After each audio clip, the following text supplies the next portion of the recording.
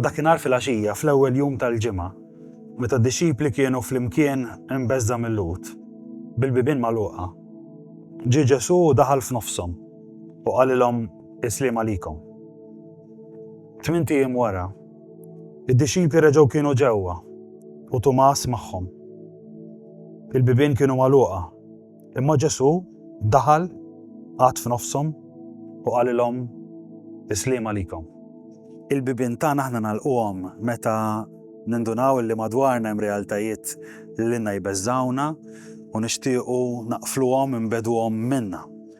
Fil-proċess però meta aħna nagħlqu l-bibien qegħdin ukoll ningħalqu ġewwa, qegħdin ukoll nibnu madwarna bħal speċi ta' gaġġa ta' ħabs illi kapaċi mhux tipproteġġilna l-ħajja tagħna imma kapaċi wkoll tmarradha, kapaċi wkoll talaqha fi spazju magħluq żgħir wisq.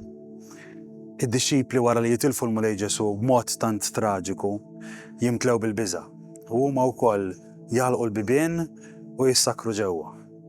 L-unika ħaġa issa, l-unika realtà li qed tiġborhom flimkien m'għadux il-mulej Ġesu, l-esperjenza tiegħu, il-kelma tiegħu, imma hija l-biża'. Dak l-unika ħaġa li hemm komuni bejniethom fil-qlub kollha tagħhom hija l-biża' li talaqhom flimkien u tiġborhom fi spazju wieħed magħluq. Dan il-bib magħluq mhuwiex ostaklu għal mulej Ġesu, għal Ġesu rxoxt, illi ma jieqaf quddiem l-ebda bib imma jibqa' dieħel. L-ebda bib magħluq frott il-biża' ma jbedu mill-komunità. Huwa hu li jidħol u bit-tislima tiegħu, sliem għalikom, jibda bil-mod il-mod, jagħti ħajja ġdida lil din il-komunità ridotta għal ċirku żgħir ta' biża', lil din il-komunità illi għandha bżonn tirċievi l-qawmien. Fil-ħajja tiegħi u tiegħek ukoll hemm bibien magħluqa li jingħalqu frott il-biża'.